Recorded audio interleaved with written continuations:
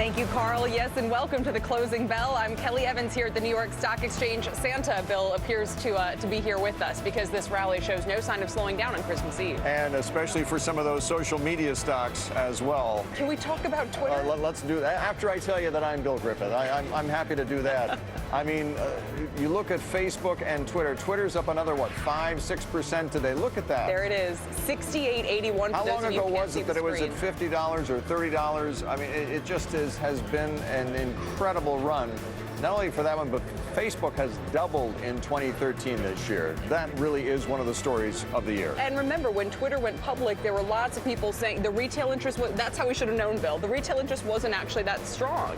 There was a lot of institutional interest, but people thought maybe after pricing hitting near 50 on that first day of trade, it drift back to the 30s. Instead, it has marched steadily higher. You can almost feel people buying in, ramping it up into the year end. There it is, going back to November, early November, and just an incredible run. There it was at $38 when it was at its low, and now we're at $68. Unbelievable. We'll get to more of that.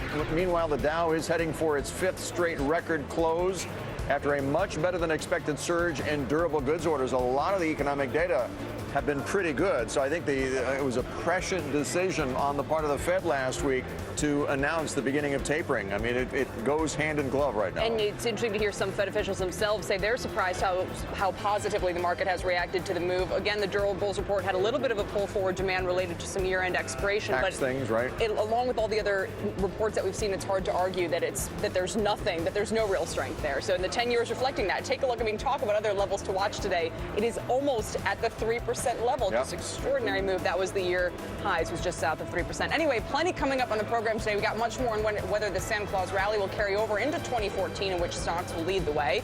Plus, stocks aren't the only way you can invest right now. Wine has also become a very profitable investment. And coming up, we'll hear from a wine expert on how to spot a great opportunity in that market. We're all wine experts. I mean, how does one become a wine expert? You'd think with the amount of sampling we've done. Yes, I would think Certainly, so. I wish I were a little more of an expert. Anyway, we want your take on whether stocks or wine are the better investment. Your best tweets coming up, so keep them coming at CNBC Closing Bell. All right, let's show you how we're doing so far today. The Dow up about 50 points, and that's just about the high for the session there. And remember, this is a half day. That's why we're standing here now, because this is the beginning of the last hour of the trading day. We close at 1 o'clock Eastern time today. NASDAQ's up 5 points. Also the high of the session, we're at 41.53 right now, and the S&P up about 5 points as well at 1832. Let's get to our closing bell exchange today. Peter Anderson from Congress Asset Management, Craig Hodges, and we're all over the country today, as a matter of fact. Craig Hodges from the Hodges Fund in Dallas, David Molnar from HighTower. We got Todd Battaglia from Meg Green and Associates, who we all hate because you're down in Florida, and Rick Santelli, of course, is in Chicago. Craig Hodges, I mean, what an incredible run we have seen for this stock market. Does it continue in 2014 now that we know that the easy money from the Fed that has really fostered the rally in many ways the last 4 or 5 years is going to start to slow down a little bit? Yeah, you know, at the Hodges Funds, we think it will continue. We've been through, basically 5 years of outflows out of domestic equities, and we're just now seeing the very early stages of money coming back into this market. I don't expect we'll see as big a moves. I think it's going to be kind of a normal market, if you will, kind of the 8 to 10 to 12% type returns. But for a firm like ourselves, that's a perfect environment. That's where stock picking, and actually the market doesn't take all the stocks up, just the ones that are earning, more money this year than last and growing at a faster clip than their competitors.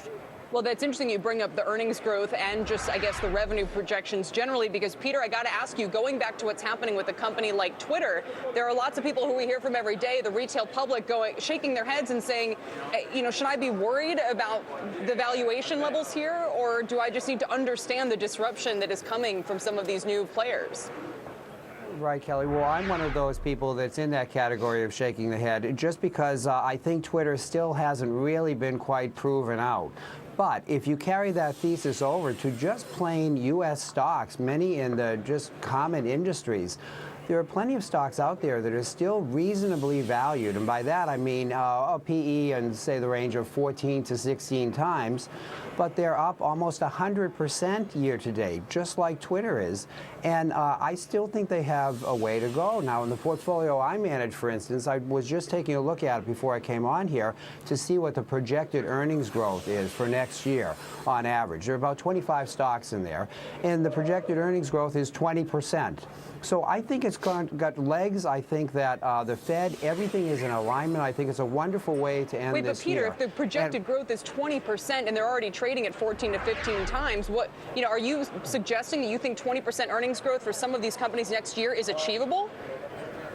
Oh, absolutely. And, it's like your prior speaker said, it is a stock picker's market. You can't make these general statements about the index and say that everything in the S&P 500 is going to be moving up. When you start looking at some of these companies, for instance, you do see that there's a rationale why they can move up. David Molnar, how does Wall Street look from San Diego's perspective? Can this rally continue in 2014? And if so, who takes us there, do you think? Thanks, Bill. Glad to be here. Yeah, I mean, the calendar is going to change, but we don't think the market environment is going to change. I mean, we're moving to 2014, but the reality is that I think stocks are going to continue a steady march higher on the back of pension fund reallocation and then the Fed's ongoing QE policy. Yes, we tapered a week ago. I mean, we dropped $10 billion, and they traded that with very accommodative, dovish forward rate guidance language. I mean, we're still running a $900 billion annual rate today, so we don't see any change really. I do think, the first guess, we agree there that the returns that we see in stocks are probably not going to be 28% like we're running right now. Right. We've had 2 years of double digits, so maybe something more in that historical. He said 8 to 12. We agree that's probably the target range that we'd expect as well. But for the beginning part of the year anyway, it's more the same. Todd, if you look at the best performing sectors this year, it's healthcare and it's consumer discretionary, even at a time during this holiday season that we're talking about a lot of the discounting pressure, whether foot traffic has been weak. So what do you stick with for 2014? Some of these better performing parts of the market, or do you rotate into other areas? Well, I think investors now need to take a hard look going into next year about their asset allocation in general. Still, many are underweighted to cash. They're overweighted to cash and fixed income. So we like equities in general. Coming out of a very strong year in the market like we had this year, historically speaking, since 1945, stocks have averaged about 10%. So we really like the equity markets for 2014. I think probably one of the best stories out there that never seems to be talked about enough is the energy markets. We talk a lot about Twitter and Facebook and technology, which is really the sex appeal. But the reality is the booming thing going on in this country right now is the shale gas, the fracking, the hydraulic fracking that's going on, that's leading to jobs. It's leading to a revolution, a renaissance in manufacturing here in this country. And I think that's the big story for 2014. But that's the thing that's going to give us a tailwind. How do you play it? Because at the same time, we're looking at the gas price or the oil price, I should say, crude oil, and it's at $99 still here for the WTI. Why, and is that going to last? Because everyone's been saying it's going to be way, way lower, and it's just not happening. A lot of supply. Nice. That's a good question, Kelly. My feeling is we manage wealth for wealthy families, and their first goal is to preserve wealth and then growth and income. So from our standpoint, we want to play the energy way very safely and profitably. So we like the pipeline stocks. MLP pipeline stocks are yielding between 5.5% and 6% with tax efficiency. So people that are looking for income out of their portfolio or a little hesitant about where the fixed income markets are going, I think they should take some money from cash or maybe dial out of some of the fixed income into this area. Rick Santelli, as Kelly pointed out, the 10-year tantalizingly close to 3%. Does that become a resistance level? Does something technical happen at that point? Are you guys waiting for that, or what happens when we get there? You know, the round yields are always important, whether it's 3, 3.25, 3.5. So the answer is yes. But even though I've been wrong thus far, be at or above it by now. Yes, conventional wisdom on this floor, which is some pretty smart conventional wisdom, would dictate 3 and beyond. But let's look at the curve. 170 yesterday, 174 up 4 basis points in a 5, 294, 298 up about 4 basis points in a 10. The 30s just woke up. They were really dogging it here, but they're up about 4 basis points. So we continue to see parallel shifts today, even though the big trade in the last month has been flattening. And if you look at just the last month, that 5s to 30s has lost 40 basis points of steepening. That's huge. But the big trade this year, really foreign exchange, let's not forget. They all celebrate the Nikkei at 16,000. I can remember in 1989, December 29th, it was just shy of 39,000. And the dollar yen finished last year with an 87 handle, and we're trading with a 104 handle. So that's the big trade I think you want to continue to monitor for next year. That's so true, Rick. Not to belabor the point, but when you put up that 5-year chart to see 1.75% or just about, I mean, it feels like we were talking about 1.6, 1.5% the last couple of weeks. And just give people a sense of why this is important, we're pricing in Fed rate hikes by, I want to say, 18 months' time at this point? I mean, is the market going to force the Fed's hand here, Rick?